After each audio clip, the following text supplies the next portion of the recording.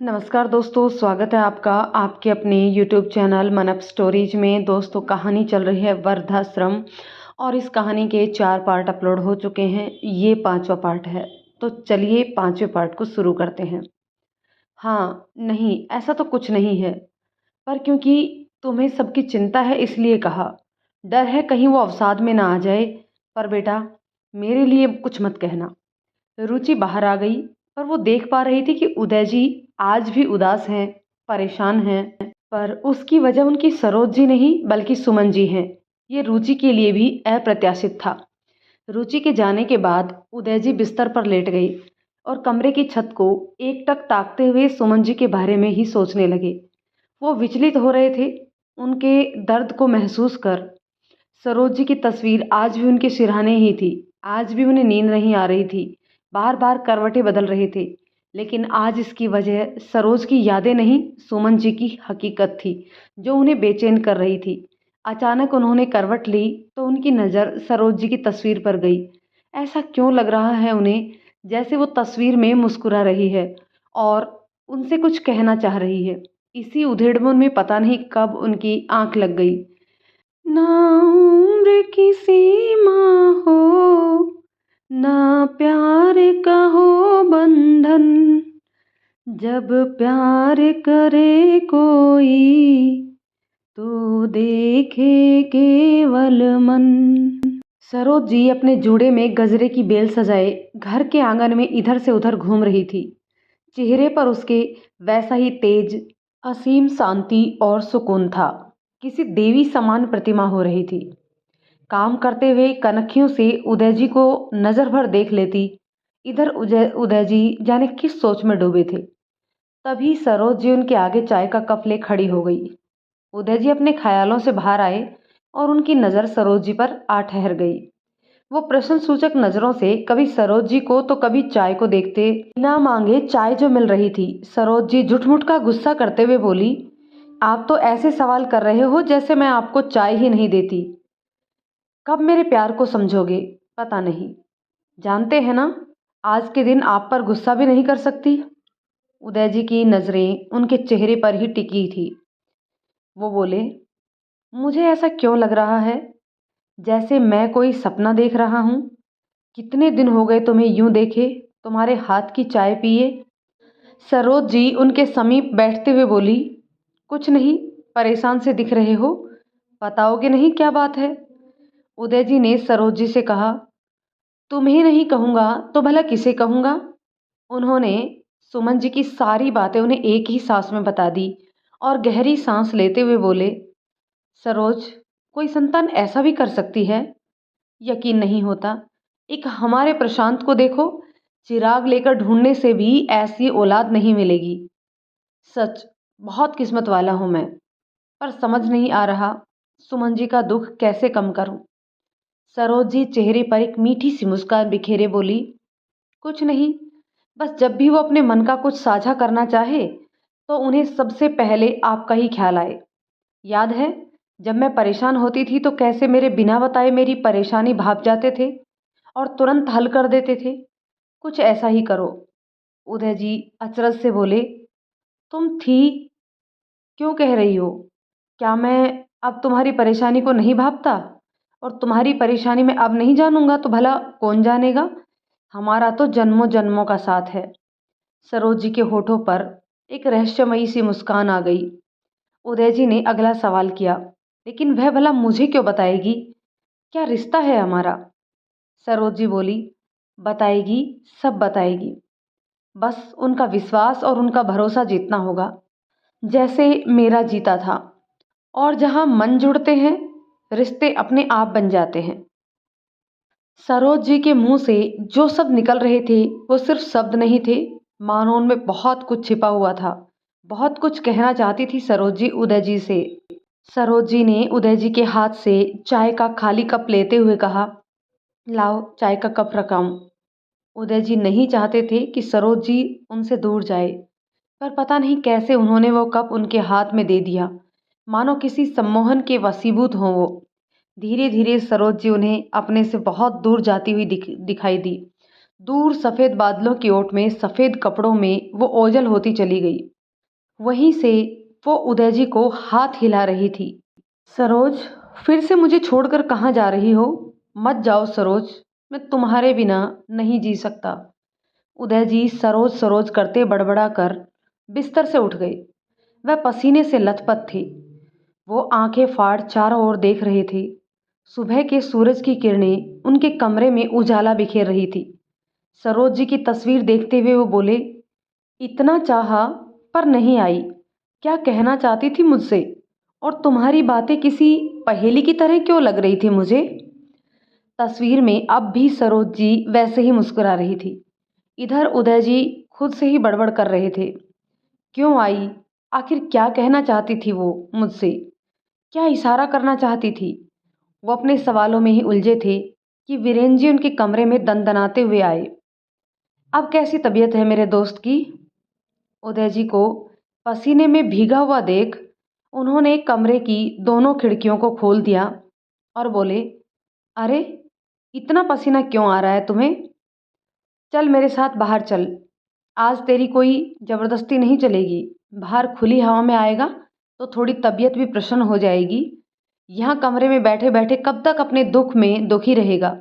और अगर अब ज़्यादा किया तो मैं तेरे बेटे प्रशांत को खबर कर दूंगा। उदय जी वीरेन जी को मना नहीं कर पाए और तैयार हो सुबह की सैर के लिए निकल गए। उन दोनों ने 2 चक्कर ही लगाए होंगे कि वीरेन जी का ज़रूरी फ़ोन आ गया। वीरेन जी बातों में व्यस्त हो गए। उदय जी की नज़र सुमन जी पर गई। वो वैसे ही गुमसुम बाहर बैठी थी। उदय जी के कदम उनकी तरफ ही बढ़ गए और उन्होंने सुमन जी से सैर पर चलने को कहा। आज सुमन जी बिना आना-कानी के उनके साथ चल दी। शायद वो भी यही चाहती थी। दोनों में सामान्य बातचीत के अलावा और कुछ बात नहीं हुई। दोनों में से किसी ने भी रात की बात नहीं छेड़ी। तब तक वीरेन जी भी आ गए। तीनों बात करते चलते रहे। बीच बीच में वीरेन जी के हल्के फुल्के लतीफ़े माहौल को खुशनुमा बना रहे थे। बहुत दिनों बाद आज सुमन जी खुलकर हंसी थी, जिसे देख उदय जी को थोड़ी राहत मिली।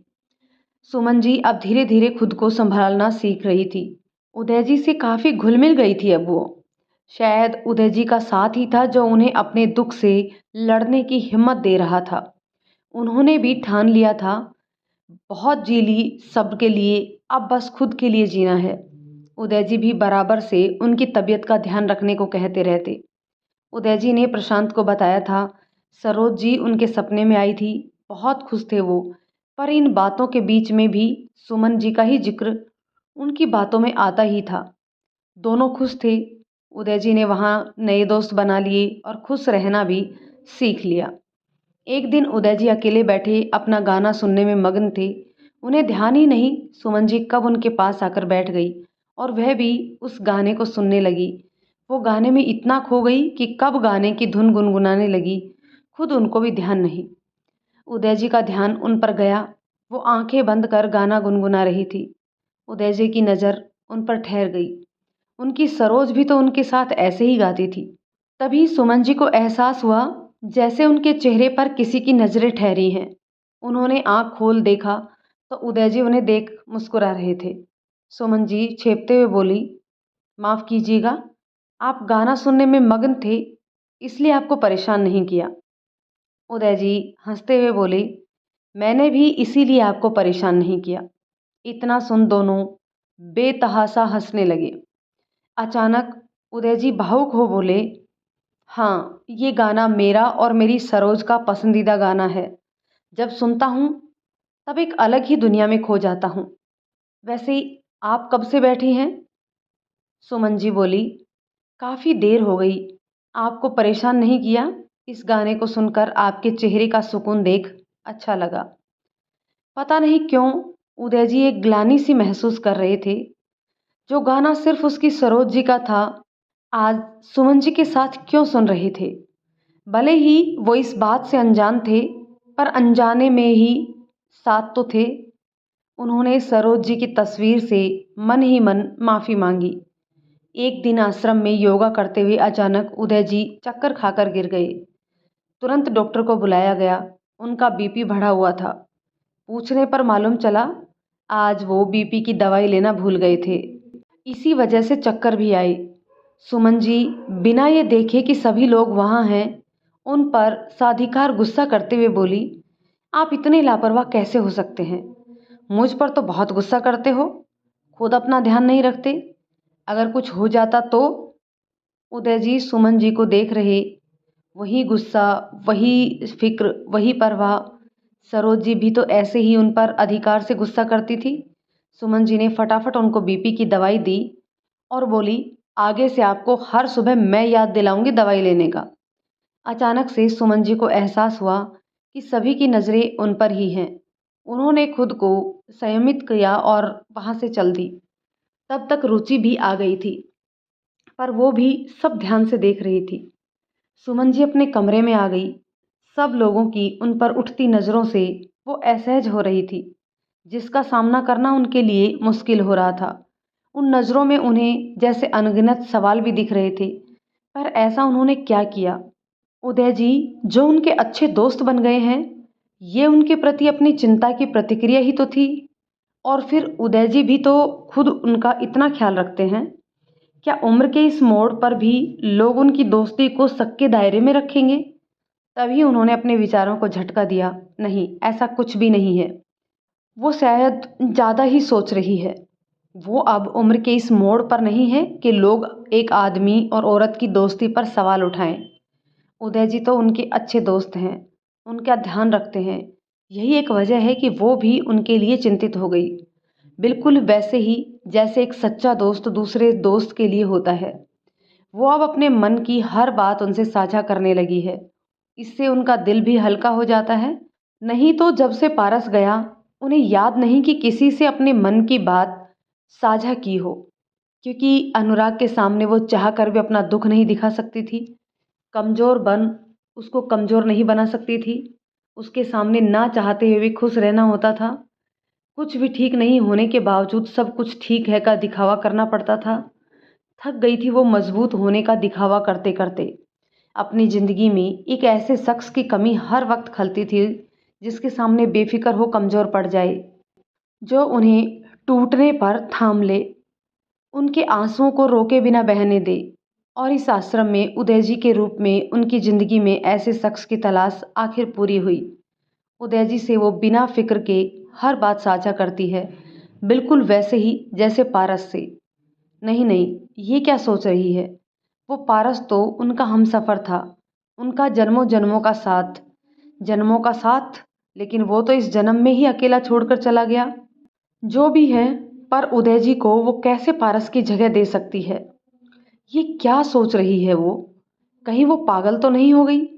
पूरी जिंदगी अकेले निकाल ली, और उम्र के इस पड़ाव पर, और उन्होंने मन में उमड़ते ख्यालों को झटक दिया। पर पता नहीं क्यों सामने कांच पर जब नजर गई तो अपने ही अक्स से सामना नहीं कर पाई। इधर रुचि ने उदय जी से पूछा, उदय जी आप कहें तो आपके बेटे को खबर कर दूं? उदय जी ने रुचि को मना कर दिया। ऑफिस में इन दिनों प्रशांत बहुत व्यस्त है, उसके प्रमोशन के अवसर बन रहे हैं। वो इस वक्त प्रशांत को परेशान कर उसकी तरक्की में बाधा नहीं बन सकती, क्योंकि वो अच्छे से जानते हैं अगर प्रशांत सुन लेगा तो तुरंत भागा चला आएगा। उदय जी की बात सुन रुचि ने उनसे वादा लिया कि आगे से वो अपनी सेहत का बराबर से ध्यान रखेंगे। इधर वीरेन जी ने उनसे अकेले में कहा, उदय देखा था सुमन जी को? जो औरत कभी किसी से सीधे मुंह बात नहीं करती, उनकी तुम्हारे लिए कितनी फिक्र थी। उदय जी बोले, ऐसा कुछ नहीं है, हम सब साथ रहते हैं तो जाहिर है एक दूसरे की फिक्र करते हैं। जैसे अब ये तेरी फिक्र ही तो है कि नाश्ते के समय हो गया है, पर तू भुक्खड़ अब भी मेरे पास बैठा है। कह वो ठहाका मारकर हंस दिया। वीरेन जी ने उनकी हंसी में साथ दिया, पर वो जैसे कुछ और ही सोच रहे थे। सुमन जी अब उदय जी का ध्यान ज़्यादा रखने लगी। रोज़ सुबह उन्हें तय समय पर दवाई के लिए मैसेज कर देती, उनके साथ में सैर पर जाती। और अब सिर्फ सुमन जी ही नहीं, उदय जी भी उनसे बहुत कुछ साझा करने लगे थे। अपनी सरोज की यादें, उसकी बातें, उसके साथ बिताई हर एक बात, उनके जाने से अपनी ज़िंदगी में उसकी कमी। हाँ, फ़र्क ये था कि जो उदय जी हमेशा सरोज जी की बातों को याद कर, उन्हें याद कर भावुक हो जाते, आजकल उन्हें याद कर मुस्कुराने लगते हैं। और आप बिस्तर पर सिर्फ करवटें नहीं बदलते, सुकून की नींद सो जाते हैं। सुमन जी और उनका बातों में कैसे समय निकल जाता, दोनों को पता ही नहीं चलता। कुछ दिन बाद जब प्राची और प्रशांत को उदय जी की तबीयत का मालूम चला, तो वो तुरंत आश्रम में आए और उदय जी को घर चलने की जिद करने लगे। प्रशांत भावुक हो बोला, पापा आपको यहाँ इसलिए नहीं भेजा था कि आप हमसे अपनी बातें छिपाओगे। अगर आपको कुछ हो जाता तो? उदय जी हंसते हुए बोले, अरे तुम बेकार में ही इतनी फिक्र कर रहे हो, यहाँ सब है ध्यान रखने को। मेरा और फिर सुमन जी तो है ही, बिल्कुल तुम्हारी माँ की तरह डांट कर जबरदस्ती दवाइयाँ देती है। कितना भी आलस करूं, सैर पर ले जाती है। उदय जी सहजता से बोल रहे थे, पर उनकी बात सुन प्राची प्रशांत एक दूसरे को देखने लगे। तभी वहाँ सुमन जी आ गई। उदय जी, आज खाने में आपकी पसंद की तुअर दाल है, चलिए खाना। कमरे में प्राची और प्रशांत को देख वो अपनी बात कहते कहते चुप हो गई। प्राची प्रशांत ने उनके पास आ उनके पैर छुए। सुमन जी ने दोनों को खूब आशीर्वाद दिए। प्रशांत और प्राची ने उन्हें बहुत बहुत धन्यवाद दिया। प्रशांत बोला, शुक्रिया आंटी, पापा का इतना ध्यान रखने को। आपका ये एहसान कभी नहीं भूलेंगे। उदय जी बोले, देखिए सुमन जी, जिद कर रहे हैं मुझे घर ले जाने की। सुमन जी धीरे से बोली, तो चले जाइए ना, कुछ दिनों के लिए। कितने खुशनसीब हैं आप, जो बिना किसी स्वार्थ के आपके बच्चे। अपनी बात कहते हुए वो चुप हो गई, पर उनका दर्द उदय जी और प्राची प्रशांत तीनों ने महसूस किया। प्राची और प्रशांत रुचि के दफ्तर में गए। औपचारिक अभिवादन के बाद रुचि ने उन्हें बताया कि आपके पापा ने सुमन जी की उनके दुख से उभरने में बहुत मदद की। आज उन्हीं की बदौलत वह ठीक है। सुमन जी की भी अब आपके पापा से अच्छी दोस्ती हो गई है। आपके पापा जो आपकी मम्मी की याद में डूबे उदास रहते थे, अब उन्होंने खुश रहना, हंसना सीख लिया। ये शायद सुमन जी का साथ ही है। प्रशांत और प्राची उदय जी को एक हफ्ते के लिए अपने साथ ले गए। फिर उदय जी की भी अपने पोते से मिलने की इच्छा थी। प्राची और प्रशांत देख रहे थे। उदय जी को विदा करते समय सुमन जी थोड़ा भावुक हो गई। उन्होंने उदय जी से अपना ध्यान रखने को कहा और अपने कमरे में आ गई। सुमन जी रात को अकेले अपने ख्यालों में बैठी थी कि रुचि उसके पास आकर बैठ गई। क्या हुआ सुमन जी, आज आप कुछ उदास दिख रही हैं? सुमन जी होठों पर मुस्कान बिखेरती हुई बोली, नहीं नहीं, ऐसा कुछ नहीं है। रुचि आसमान में चांद को ताकते हुए बोली, उदय जी से अच्छी दोस्ती हो गई है, उनके जाने से सूना लग रहा है ना? सुमन जी बोली, हाँ, उनके साथ समय कैसे बीत जाता है पता ही नहीं चलता। अचानक अपनी बात बीच में ही काट उन्होंने खुद को संभाला और फिर आंखें चुराते हुए बोली, यहाँ कौन हमेशा किसका साथ देता है? सबको अपना सफ़र अकेले ही तय करना होता है, और मुझे तो मुद्दत हो गई अकेले चलते हुए। रुचि उनकी आंखों में झांकती हुई बोली, आपको नहीं लगता जीवन में एक जीवन साथी का होना कितना ज़रूरी है?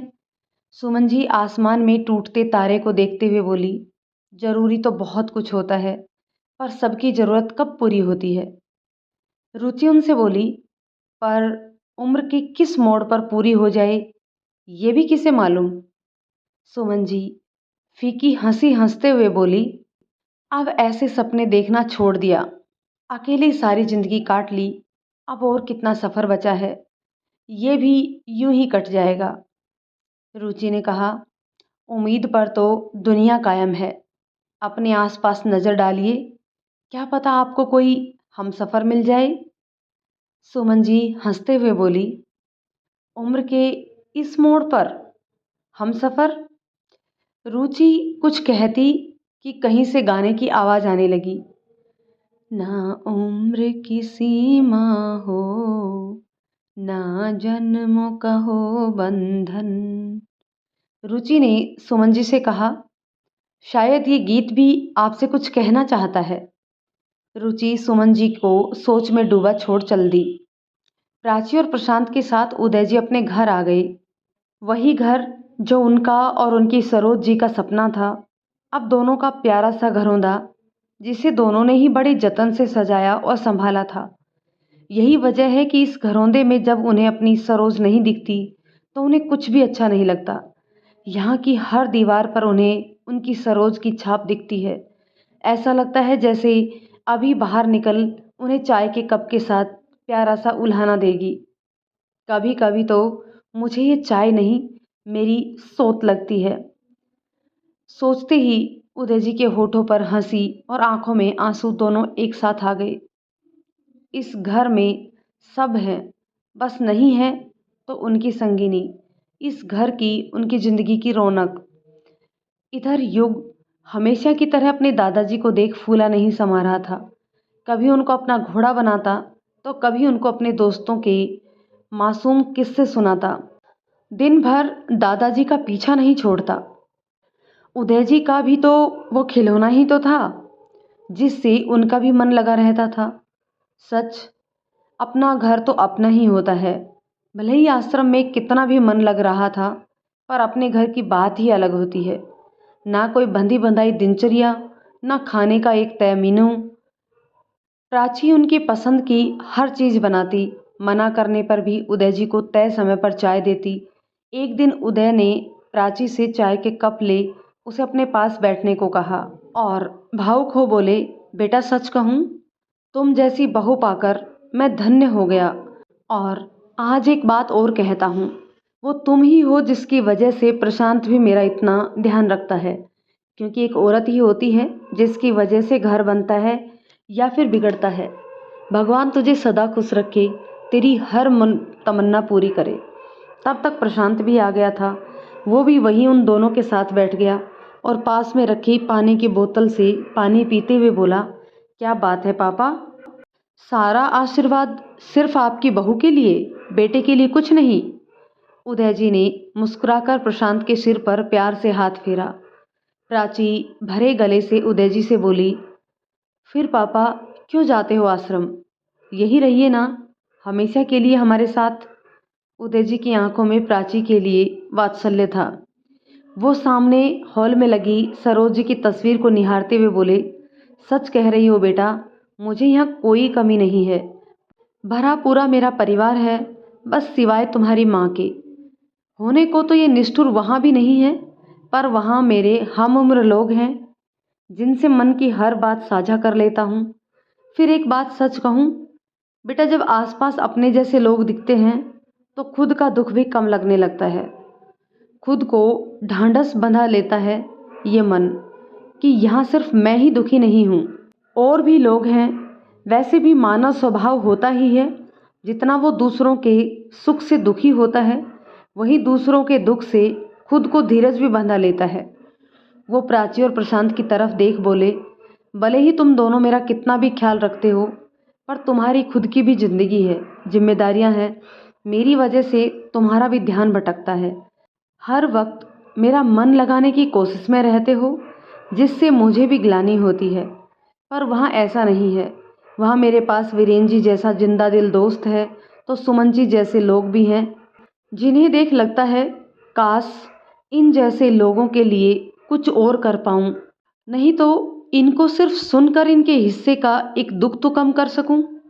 प्राची और प्रशांत कुछ नहीं बोले। वो समझ गए थे पापा की खुशी अब वही है, और जहां पापा खुश वहां वो दोनों भी। उदय जी को आए हफ्ता भर हो गया था। ऑफिस के काम की वजह से प्रशांत को 2-3 दिन के लिए बाहर जाना पड़ा। प्रशांत कहकर गया था कि उनके आने के बाद ही उदय जी आश्रम जाएंगे। तो दोस्तों, कहानी के इस पार्ट को यहीं रोकते हैं। मिलते हैं कहानी के एक और पार्ट में। तब तक के लिए ये कहानी आपको कैसी लगी कमेंट करके ज़रूर बताइएगा। यदि ये कहानी आपको पसंद आती है तो इसे लाइक शेयर कर दीजिए। चैनल पर नए हैं तो प्लीज़ चैनल को सब्सक्राइब ज़रूर कर दीजिए। तो चलिए दोस्तों, मिलते हैं कहानी के नेक्स्ट पार्ट में। तब तक के लिए शुक्रिया।